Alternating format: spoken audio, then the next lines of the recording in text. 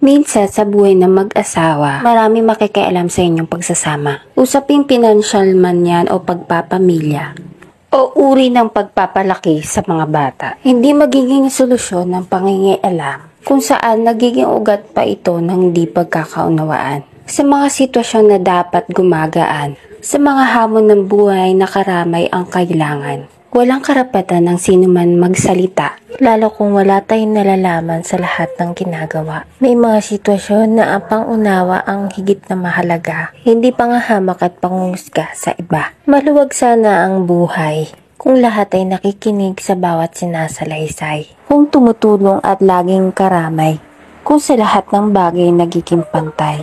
Hindi ang panghimasok ang solusyon sa bawat sitwasyon na nangangailangan ng aksyon. Kailangan lang unawaan at bigyan ng atensyon ang nagiging problema sa ating pakikipagkomunikasyon. Hindi kailangan diktahan ng tao kung ano ang dapat gawin nito.